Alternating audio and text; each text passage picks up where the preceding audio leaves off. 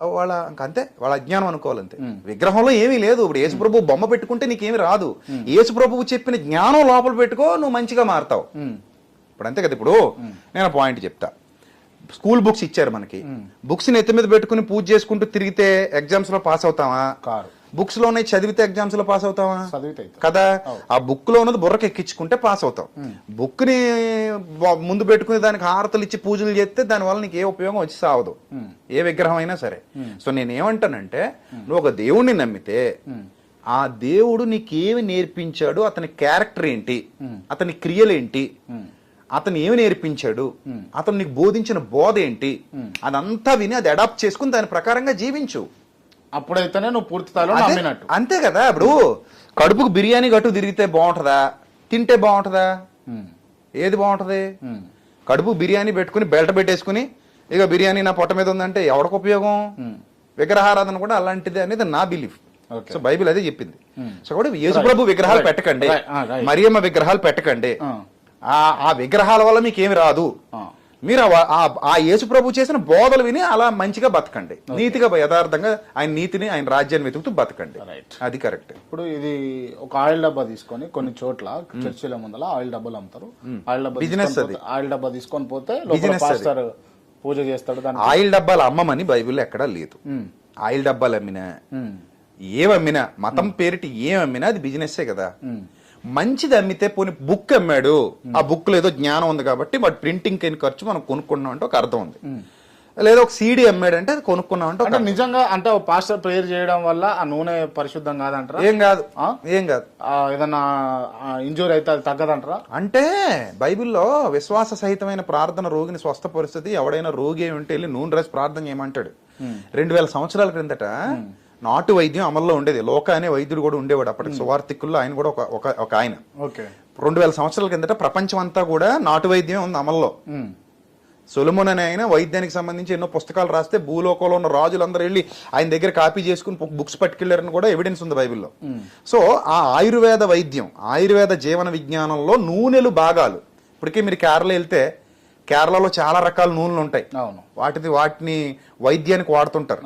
So medical values ఉన్నటువంటి నూనె ఒక రోగికి రాసి, అంటే దాని అర్థం ఏంటంటే నవేడేస్ మనం దాన్ని ఎలా తీసుకోవాలంటే, ఒక వ్యక్తికి ఒంట్లో బాగలేదు, ట్యాబ్లెట్ ఇచ్చి ప్రేయర్ చేయి. దాన్ని వీళ్ళు ఎలా అర్థం చేసుకున్నారంటే సంవత్సరాలు గడిచిపోతున్నా ఇంకా నూనె మీదే డిపెండ్ అయ్యారు. ఇంకో పాయింట్ ఏంటంటే ఇజ్రాయెల్లో కానీ యేసుప్రభు పుట్టిన ప్రాంతాల్లో కానీ కొబ్బరి నూనె దొరకదు, అసలు కొబ్బరి చెట్లు ఉండవు అక్కడ. అక్కడ ఒలేవ నూనె ఫేమస్, చాలా ఔషధ గుణాలు ఉన్నది ఒలేవ నూనె. ఇప్పటికీ ఆలివ్ ఆయిల్ అంటే కాస్ట్లీ కూడా, బయట చాలా కాస్ట్లీ, మనం వంటకు వాడదామన్నా చాలా costly oil. So olive oil రాసి కొన్ని వ్యాధులు తగ్గించేవారు. అక్కడ ఆలివ్ ఆయిల్ గురించి చెప్తే కొబ్బరి నూనె వ్యాపారాలు మొదలెట్టారు దొంగలు, చాలా మంది క్రిస్టియానిటీలో. దొంగలు, మోసగాళ్ళు. దొంగ అంటే దోచుకునేవాడినే కదా దొంగ అంటారు, అదే బూత్ కాదు కదా. ఫర్ యువర్ ఇన్ఫర్మేషన్, మీరు అని బూత్ అంటారు దాన్ని. దొంగని ఎవరిని అంటారు? దొంగతనం చేసేవాళ్ళని, దోచుకునేవాడిని దొంగ అంటారు. కొబ్బరి నూనె అమ్మి బిలీఫ్ సిస్టమ్ లో లేకపోయినా దోచుకునేవాడిని మరి దొంగ అనకపోతే ఏమనాలి? అంతే కదా మరి. అందుకని దొంగలనే అనాలి, మోసగాళ్ళని కూడా అనొచ్చు. ఈ అట్టిపళ్ళు తింటే కొడుకులు బిడ్డలు పుట్టే కాన్సెప్ట్ ఎక్కడ? మొన్నటిదాకా చిత్తకొట్టి చెవులు మూసాం కదా అన్న, ఉట్టి మాటలు, గాలి మాటలు. తీసుకునేటోళ్ళు ఎవ్వరికి కూడా ఈ అరటి పండులోకి అభిషేకం వస్తుంది అంటాడు దొంగ, మోసగాడు. అరటిపండులోకి ఏ అభిషేకం వస్తుందని బైబిల్ ఎక్కడ లేదు. అభిషేకం అనేది మనలో ఉంటుందని చెప్పాడు తప్ప అరటిపళ్ళలోంచి వస్తుందని లేదు. అలాగే నూనెలోంచి అభిషేకం వస్తుందని కూడా బైబిల్ ఎక్కడ లేదు. అసలు నూనెలోంచి అభిషేకం వస్తుందన్న పదమే లేదు.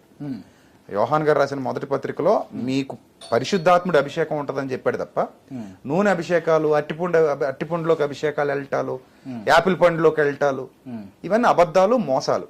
వాటిని నమ్మకూడదు. తెలివి ఉండాలి జనాల్లో. ఈ సిగాల కాన్సెప్ట్ ఎక్కడదన్నా? మామూలుగా హిందూ ధర్మం ప్రకారం, హిందూ ఆచారాల ప్రకారం నేను చూస్తాను, డప్పులు కొడితే సిగాలు ఊగుతారు. పూనకాలు. అది అది మీకు మానసిక శాస్త్రం ప్రకారంగా కూడా మ్యూజిక్, మంచి మ్యూజిక్ ప్లే అవుతుంటే మన కాలు ఏమవుతుంది? ఊగుతుందా? ఎలా ఊగుతుంది అది? సో అంటే ఇప్పుడు మానసిక శాస్త్రం ప్రకారంగా కూడా దానికి అదొక వ్యాధి, అదొక వ్యాధి. ఎప్పుడైతే గట్టిగా డప్పులు కొట్టేస్తారో ఇంకా వాళ్ళు వైబ్రేట్ అయిపోయి వాళ్ళకి ఏదో తెలియని శక్తి ఆవహించేసిందని ఇంకా చెప్పేస్తుంటారు. అప్పుడప్పుడు TV9 లో కూడా ఒక ఆవిడ చూపిస్తుంటారు, పాప ఆవిడ ఏదో చెప్పేద్ది, ఇక్కడ ఏదో భవిష్యాలు చెప్పేస్తుంటారు, వాళ్ళు కూడా ట్రోల్ చేస్తుంటారు. సో అలాంటి వాళ్ళు ఇక్కడ కూడా ఉన్నారు. రైట్. అంటే ఆడనన్న శబ్దాలు వస్తే వైబ్రేట్ అయితే మామూలుగా సాంగ్ వచ్చినప్పుడు కూడా నేను అయితే వైబ్రేట్, మీరు కూడా ఇతర వైబ్రేట్. సో దాంట్లో తారతమ్యాలు లేవు. ఇక్కడ సౌండ్లు వచ్చినాయి కాబట్టి వీళ్ళు అయ్యారు. కానీ వచ్చాడు వచ్చాడు వచ్చాడు అనగానే అక్కడ ఊగిపోతుంటది, షేక్ అవుతా ఉంటది. అదే నేను అంటున్నాను, ట్రాన్స్. డప్పు కొట్టినంత సేపే అక్కడ దేవుడు కనబడతాడు, డప్పు ఆపేస్తే దేవుడు ఆగిపోతాడు. ఆ సిస్టమ్ బైబిల్లో లేదు. నేను అదే చెప్తా. మనుషులు పాస్టర్ అయ్యిండు, ఒక అక్కడ ఉన్నటువంటి అబ్బాయినో అమ్మాయినో లేకపోతే అక్కడ ఉన్న పర్సన్ ఎవరైతే ఉంటారో వాళ్ళని ప్రభావితం చేస్తుంటారు కదా, మాటలతోటి ప్రభావితం చేస్తుంటారు. అదే నేను అంటున్నాను, ఒక రకంగా హిప్నటైజ్ అంటారు. అంతే కదా, మరి హిప్నటిజమే కదా. ఇప్పుడు దానిలో నిజం శబ్దం ఉంటే దేవుడు వచ్చి, శబ్దం ఆగిపోయిన తర్వాత దేవుడు వెళ్ళిపోతున్నాడు, నీరసాలు వచ్చేస్తున్నాయి అంటే అది బిబ్లికల్ గా లేదు అసలు. ఎక్కడ బైబిల్లో లేదు అలాగా. మీరు ఒక చోట మనుషులు కూర్చోబెట్టి గట్టిగా సౌండ్లు చేయండి, వాళ్ళకు ఉద్రేకం రప్పించండి, ట్రాన్స్లోకి తీసుకెళ్ళిపోండి, ఆ తర్వాత నీరసం వచ్చి పడిపోతారు, అది లేదు అసలు బైబిల్లో. అది ఎక్కడ జరిగినా చీటింగే. ప్రతి చోట ఉన్నాయి అవి. ఇప్పుడు మేము చిన్నప్పుడు సంబరాలకు వెళ్ళేవాళ్ళం, మాకు వీరభద్రుడి సంబరాలు జరిగేవి, గట్టిగా డప్పులు కొట్టేవారు. ఆ సంబరాల్లో ఎవరొకరు పూనకాలు వచ్చేసి వీరభద్రుడి పూనాడు అనేవారు.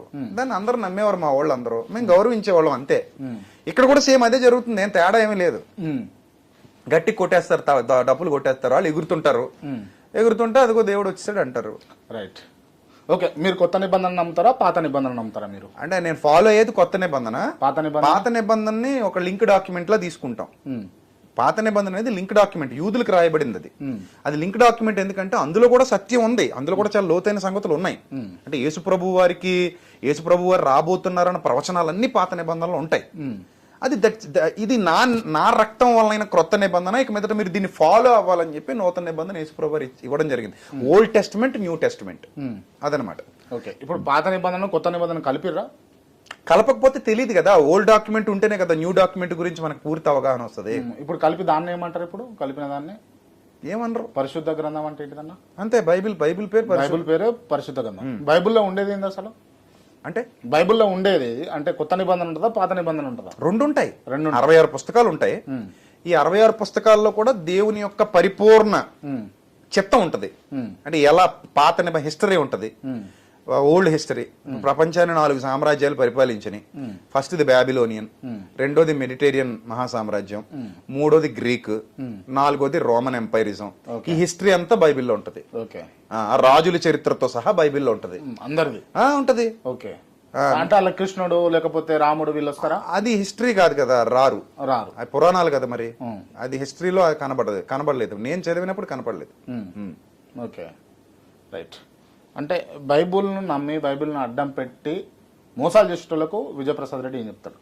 జనానికి చెప్తాను, వాళ్ళకి చెప్పను. వాళ్ళు మోసగాళ్ళు, నమ్మకండి అని చెప్తాను. ఆ క్రమంలో వాళ్ళ అనుచరులందరూ నన్ను వ్యతిరేకిస్తారు. బట్ ఐ డోంట్ కేర్, నన్ను నమ్మే వాళ్ళు చాలా మంది ఉన్నారు. ఈ మధ్య కాలంలో కూడా చాలా మంది రియలైజ్ అవుతున్నారు. నేనేమంటానంటే, నా సిద్ధాంతం ఏంటంటే, ఎవరిని మోసం చేయకండి, ఉన్నది ఉన్నట్టుగా బోధించండి.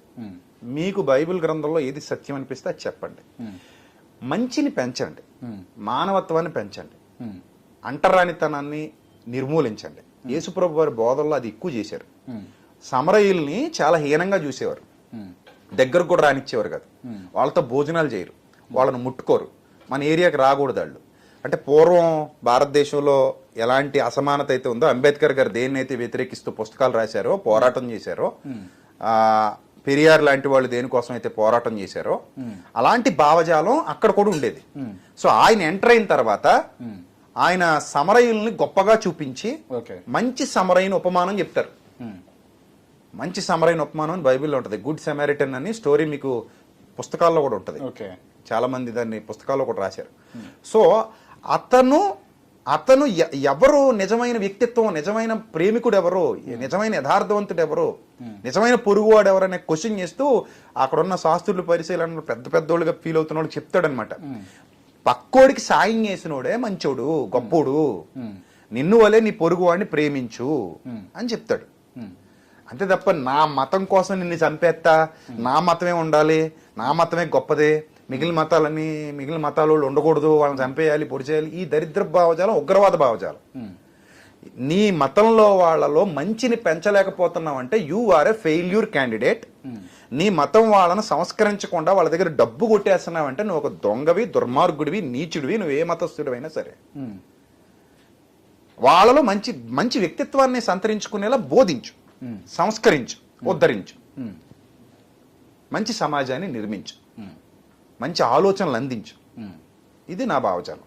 తప్పు చేస్తే ఎవరినైనా ఖండిస్తా, అది ఎవరైనా సరే, వాళ్ళు ఎంత పెద్దోళ్ళైనా, ఎంత పెద్ద బోధకుడైనా, ఎంత పెద్దోడైనా నేను మాట్లాడతా. రైట్. కల్వరి సతీష్ గొప్ప బోధకుడా? నా దృష్టిలో కాదు. కల్వరి సతీష్ గొప్ప బోధకుడా? నా దృష్టిలో కాదు. కల్వరి సతీష్ గారు నా దృష్టిలో కాదు. ఎందుకంటే ఒక ఆమెని పెయిడ్ ఆర్టిస్ట్ ని పెట్టి నన్ను చాలా పచ్చిబూతులు తిట్టించాడు దశంభాగాల గురించి మాట్లాడినందుకు. అంటే ఇప్పటివరకు నేను పబ్లిక్ లో మాట్లాడలేదు, ద ఫస్ట్ టైం నేను మీకు చెప్తున్నా ఈ విషయాన్ని. ఓకే. చాలా పచ్చిబూతులు తిట్టించాడు. ఆవిడ ఎంత దారుణంగా నన్ను తిట్టిందంటే వీడియోలో చాలా భయంకరంగా తిట్టింది. తిడితే అసలు దీని వెనక ఎవరున్నారు, ఈవిడ ఎవరు, నన్ను ఎందుకు తిడుతుంది నాకు తెలియదు. నా ఫ్యామిలీని కూడా తీసుకొచ్చి తిట్టింది. ఆవిడకి ఏమీ తెలియదు నా ఫ్యామిలీ గురించి. అయినా ఇష్టం వచ్చినట్టు నా ఇంట్లో వాళ్ళ గురించి అది మాట్లాడి తిట్టింది ఆవిడ. తిట్టిన తర్వాత ఇంతకీ ఎవరున్నారు దీని వెనక నాకు అర్థం కాల. సతీష్ కుమార్ ఛానల్లో కమ్యూనిటీలో పోస్ట్ చేశారు ఈ వీడియోని. ఓకే. పోస్ట్ చేస్తే అరే అనుకునే లోపు తీసేశారు. నేను స్క్రీన్ షాట్ కొట్టాను, అది ఆ పాత మొబైల్లో ఉంటుంది, చూపిద్దాను మీకు. అది స్క్రీన్ షాట్ తీశాను నేను చాలా సంవత్సరాల కిందట, ఇది 4-5 years అవుతుంది. ఓకే. అప్పుడు తర్వాత తీసేశారు, సతీష్ కుమార్ ఛానల్ నుంచి తీసేశారు, కలవరి సతీష్ కుమార్ హైదరాబాద్. తీసేస్తే ఇతనేమైనా చేపించాడా అని నాకు డౌట్ అయితే ఉండేది మనసులో. సరే ఈవిడ ఎవరైనా భవిష్యత్తులో కనబడితే ఈవిడ మాట్లాడదాం అని అనుకున్నాను. కొన్నాళ్ళ తర్వాత ఆవిడే మా మినిస్ట్రీ నెంబర్కి ఫోన్ చేసింది. పేరేది రివీల్ చేయను, నా దగ్గర ఇప్పటికీ ఆడియో రికార్డింగ్ కూడా ఉంది, ఎవిడెన్స్ ఉంది. ఎవిడెన్స్ లేకుండా నేను ఏది మాట్లాడను. సో ఆవిడ నాకు ఫోన్ చేసి తప్పు అయిపోయిందండి, నేను చాలా తప్పు చేశాను, దానికి ప్రతిఫలం అనుభవిస్తున్నాను, నా కూతురు చచ్చిపోయింది, నేను ఇప్పుడు చాలా బాధలో ఉన్నానండి, మిమ్మల్ని అన్యాయంగా దూషించాను, నన్ను క్షమించండి, మీ గురించి నాకు ఏమీ తెలీదు, చాలా తప్పుగా మాట్లాడానండి మీ గురించి అని చాలా బోర్ నేడుస్తుంది. నేను అప్పుడు అడిగానమ్మా, అసలు నువ్వెవరో నాకు తెలియదు, నీ మీద నాకేం కోపం లేదు, ద్వేషం లేదు, నువ్వు తిట్టావులే, బాగా వైరల్ అయింది వీడియో అది. ఒక ఆడావిడ నన్ను తిట్టడం అంటే మరి వైరల్ అవుతుంది కదా, భయంకరంగా తిట్టింది. మా బంధువులు కూడా నాకు వాట్సాప్ లో పంపించేవారు, ఎవర్రా నేను ఇలా తిడుతుందంటే నాకు తెలీదు అన్నయ్య, నాకు తెలియదు మామయ్య అని మా బంధువులు కూడా చెప్పేవాడిని. వాళ్ళు హిందువులే. పంపించాడు, ఫోన్ క్యాజువల్ గా తీసుకున్నాను నేను. కొన్నాళ్ళు మా ఆవిడ ఏడ్చింది, ఎవరండి ఇలా తిడుతున్నారు, లైట్ తీసుకెళ్ళంటే పట్టించుకోకు, ఆవిడ ఎవరో మనకు తెలీదు, దానికి నువ్వు ఏడవలసిన పనే ఉంది, వదిలే అని చెప్పేసి నేను తన్ని ఓదార్చా. ఆ తర్వాత లేటెస్ట్ గా ఒక 1 year ఎంతో అవుతుంది, నాకు ఫోన్ చేసింది, మా మినిస్ట్రీకి చేసింది. నేను పోతున్నా ఎక్కడికో మీటింగ్కి, కారులో మాట్లాడితే చెప్పింది, ఇలా జరిగిందండి, నేను అస్సలు మాట్లాడాలని అనుకోలేదు, వేరే వాళ్ళకని చెప్పి మీ గురించి నన్ను కూర్చోబెట్టి నా గురించి మాట్లాడించి మీకోసం నాకు చెడ్డగా మాట్లాడించి వీడియో పెట్టించారండి అని చెప్పింది. అప్పటి వరకు సతీష్ కుమార్ గారి మీద కొంతైనా ఒక మంచి అభిప్రాయం ఉండేది. అప్పుడు అనిపించింది ఎంత దుర్మార్గుడా ఇతను, చిచ్చి అనిపించింది అనమాట. వేస్ట్, అది తప్పు కదా అది. నేను దశంభాగాల గురించి మాట్లాడా. దశంభాగాలు అనేవి ఓల్డ్ టెస్టిమెంట్లోవి, కొత్త నిబంధన ప్రకారంగా మనం ఎవరిని ఇబ్బంది పెట్టకూడదు. ఒక చర్చి నడవాలన్నా, ఆలయం నడవాలన్నా, మసీదు నడవాలన్నా భక్తులు కానుకలు ఇవ్వాలి, లేకపోతే వ్యవస్థ నడవదు. అది ఒక మినిస్ట్రీ నిర్వహించబడాలంటే డబ్బు కావాలి, డబ్బు లేకుండా మినిస్ట్రీ నిర్వహించలేము. సో మీరు బలవంతంగా మీరు ఇంత ఇవ్వాలని అడగండి. దశంభాగాలు అనే వాటిని కొత్త నిబంధన సపోర్ట్ చేయదు. కొత్త నిబంధనలో హృదయపూర్వకంగా మనసులో నిశ్చయించుకున్నది మాత్రమే ఇవ్వాలి, ఇవ్వకూడదని నేను చెప్పలేదు. ఒక పని జరగాలి కాబట్టి, ఒక వ్యవస్థ నడవాలి కాబట్టి భక్తులు సపోర్ట్ చేయాలి, దాన్ని విశ్వసించిన వాళ్ళు. అది హృదయంలో నిశ్చయించుకునే ప్రకారం ఇవ్వాలి. మీ కలిమిలో ఇవ్వండి, ఆ పనిని బట్టి ఇవ్వండి. ఒక ప్రోగ్రామ్ ఉంది, ఓహో ఇంత పెద్ద ప్రోగ్రామ్ జరుగుతుంది, మనం ఇవ్వాలి, ఎఫర్ట్ పెట్టాలి. లేదా మందిర నిర్మాణం జరుగుతుంది, మనం ఇవ్వాలి, మనం ఎఫర్ట్ పెట్టాలి. లేదా మీటింగ్ జరుగుతుంది, మనం ఇవ్వాలి. లేదా అన్నదానం జరుగుతుంది, మనం ఇవ్వాలి. లేదా ఎవరికో వృద్ధులకో వికలాంగులకో ఏదో చేస్తున్నారు, మనం ఇవ్వాలి. దానికి ఎంత అవుతుంది, బడ్జెట్ ఎంత, మనం ఎంత ఇస్తే బాగుంటుంది అని ఇవ్వాలి తప్ప, నీ ఆదాయంలో నుంచి నీకు తోచినంత నువ్వు నిశ్చయించుకున్నంత ఇవ్వాలి తప్ప, బలవంతంగా నువ్వు 100 సంపాదిస్తే 10 ఇవ్వాలి, 1000 సంపాదిస్తే 100 ఇవ్వాలి, 1,00,000 సంపాదిస్తే 10,000 ఇవ్వాలి అనేది తప్పు. అది లేవీయులది. కానీ ఇప్పటికి ఈ హైదరాబాద్ లో కావచ్చు, ఆంధ్రప్రదేశ్ లో కావచ్చు, తెలంగాణలో కావచ్చు, ఎక్కడ చూసినా కూడా కొన్ని చర్చిలల్లో ఖచ్చితంగా దశంభాగాలు ఇవ్వవలసిందే. తప్పది. కొంతమంది నన్ను వ్యతిరేకిస్తారు ఈ మాట బయటకు వెళ్ళాక, బట్ ఐ డోంట్ కేర్, తప్పది. ఇప్పుడు బేదోడు ఉంటాడండి, ఎట్లా తెచ్చిస్తాడు? అదే కదా. ఇప్పుడు చర్చ్ అంటే ఏంటి, సమూహం, కుటుంబం. లేనోడికి మనం హెల్ప్ చేయాలి కదా. ఇప్పుడు నీకే ఇవ్వడం కాదు, నువ్వు కూడా లేనోడికి హెల్ప్ చేయాలి. పాత నిబంధనలు అయితే దశంభాగం తీసుకునేవాడు కూడా దశంభాగం ఇవ్వాలి. అది ఎందుకు వచ్చిందంటే లేవీలకి ఈజిప్ట్ నుంచి పాలస్తీనాకి నడిపించినప్పుడు మోజెస్ నాయకత్వంలో లేవీయులనే వంశాన్ని యాజకులుగా నిర్ణయించాడు. అంటే మీరు గురువులుగా ఉండండి, నేర్పించండి అని, నీతి నియమాలు నేర్పించండి, ధర్మశాస్త్రం నేర్పించండి అని సరిదిద్దండి అని. అప్పుడు మరి మేము పని పాట చేసుకోం కదా, పూజారులాగే మేము భక్తి పారవశ్యంలో ఉండి భక్తులందరికీ ఉపయోగపడే గుంపులో ఉంటాం, మేము పని పాట చేసుకోవడానికి కుదరదు కదా, మరి ఎప్పుడు అర్చన ఆచారాదుల్లో ఈ హోమాల్లో ఉండాలి ధర్మశాస్త్రం ప్రకారంగా.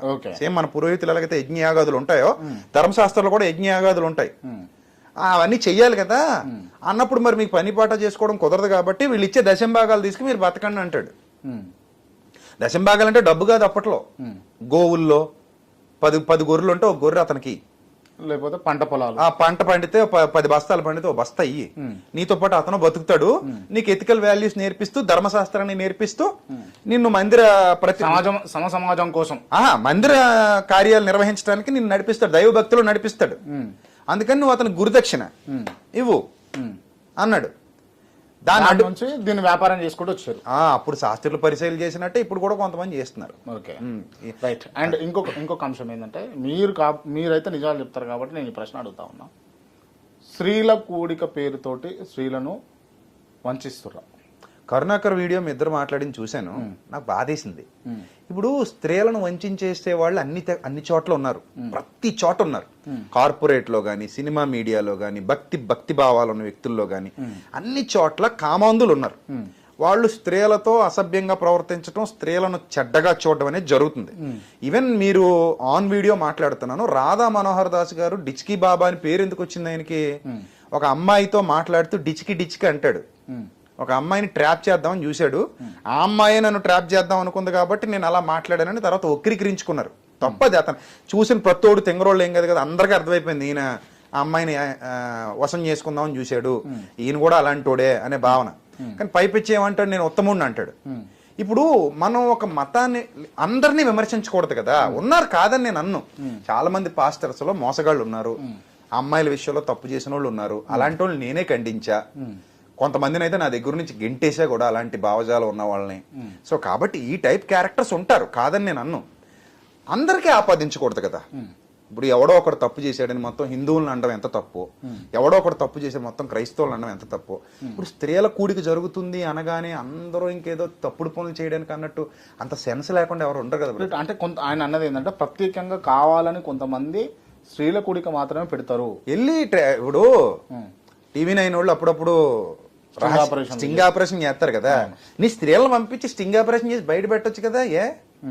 నీకు అంత క్లియర్ ఇన్ఫర్మేషన్ ఉన్నప్పుడు పో, వెళ్ళి చెయ్యి, స్టింగ్ ఆపరేషన్ చేసి బయట పెట్టు, అంతే కదా. మరి అసలు జరుగుతుందా క్రిస్టియానిటీలో ఈ తంతు వ్యవహారం? అది వట్టిదే. అది కొన్ని చోట్ల ఎవరో ఒకళ్ళు ఉంటారు, అందరితో చేసేయడానికి అందరంత తెంగరోళ్ళు కాదు కదా.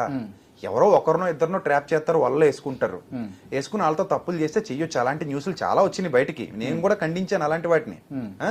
అలా హిందూ మతంలో కూడా బోడు మంది, నిత్యానంద లాంటి వాళ్ళు బోడు మంది ఉన్నారు రాసలీలు చేసిన వాళ్ళు. సో కామన్ ఇంకివి. అది ఆ భక్తురాలికి బుద్ధి ఉండాలి, వీడు నన్ను ఎలా చూస్తున్నాడు, అసలు నేను ఎందుకు వచ్చాను ఇక్కడికి. అంటే పాస్టర్లో తప్పు ఉందంటారా? పాస్టర్లో తప్పు ఉండదు, భక్తులదే తప్పు అంటారు. చేసేవాడు మోసగాడు, దుర్మార్గుడు, వాడు దొంగాడు, పాస్టర్ కూడా కాదు. Is not a pastor. మీరు పాస్టర్ అనొద్దండి, పాస్టర్ కూడా కాదు, దొంగాడు. వాడికి ఉన్న స్వభావం కుక్క స్వభావం అది. ఈ అమ్మాయి తెలుసుకోవాలంటున్నాను, ఇడు కుక్క కదా, ఇడు బిహేవియర్ ఇలా ఉంది కదా అని ముందే తెలుసుకుని అవాయిడ్ చేస్తే మంచిది. ఈ అమ్మాయి కూడా లొంగిపోయిందంటే వాళ్ళిద్దరు కలిసి తప్పు చేస్తుంటే అందరికీ అవమానం, వాడు వశం చేసుకుంటే క్రిస్టియానిటీకి అవమానం అని అనడానికి లేదంటాను. ఎందుకంటే he's not a real Christian. అలాగే తప్పు చేస్తే real Hindu, he's not a real Muslim. అది మొత్తం ఇస్లాం అనొద్దు, మొత్తం హిందూ మతాన్ని అనొద్దు, మొత్తం క్రిస్టియన్స్ అని అనొద్దు. విజయ్ ప్రసాద్ రెడ్డి జీవిత గమ్యం ఏంది? జీవిత గమ్యం అంటే చచ్చిపోయేంత వరకు 10 మందికి మంచి చేస్తూ నీతి మార్గంలో నడిపిస్తూ చచ్చిపోవాలంతే. అంతకు మించి నాకేం గమ్యం లేదు. నాకెందుకు స్వార్థం? డబ్బులు సంపాదించాలని ఏమన్నా ఏమి లేదు. కానీ ఒక సినిమా తీస్తా ఫ్యూచర్ లో. ఏం సినిమా? క్రిస్టియానిటీ మీద? అంటే నా భావజాలం మీద, క్రిస్టియానిటీ మీద, క్రైస్తవులకు సంబంధించి. అలా అని కాదు, క్రైస్తవులకు సంబంధించి కాదు, నేను నా బైబిల్ భావజాలాన్ని ఏదైతే నేను యేసుప్రభు దగ్గర నేర్చుకున్నానో, సమరయుడు మంచి సమరయుడు అన్నట్టు, సో అలాంటి ఒక మంచి భావజాలంతో మీరేనా హీరో అందులో? చెప్పలేం, క్రాంతి కూడా కావచ్చు ఉమ్. నాకు నచ్చితే, మీకు నచ్చితే అంతే. ఓకే. ప్రొడ్యూసర్ అంతా మీరే, ఖర్చు అంతా చెప్పలేం, ఒక 5 కోట్ల బడ్జెట్ అనుకుంటున్నాను, ఫ్యూచర్ లో చెయ్యాలి, నా గోల్ అది. అంటే ఒక సత్యాన్ని ప్రజలకు చెప్పడానికి ఇది ఒక మంచి ప్లాట్ఫామ్ అని నాకు అనిపించింది. ఫ్యూచర్ లో చేస్తాను, అదొకటి నా లక్ష్యం. ఇంకా అంతేకాకుండా ఇంకా నా సువార్త ప్రకటన, నా మీటింగ్స్, నా చుట్టూ ఉన్న తమ్ముళ్ళు చెల్లెమ్మలు అక్కలు అన్నలు వాళ్ళతో ఉండడం, ఇంకా చాలా ఉన్నాయి. ఓకే. బతికున్నంత వరకు చేస్తాం. అది రేపేంటో మనకు తెలియదు కదా, ఇవి మన ఊహలు. రైట్. భగవంతుడి ఆశీర్వాదం అంటే జరుగుతాయి. ఓకే.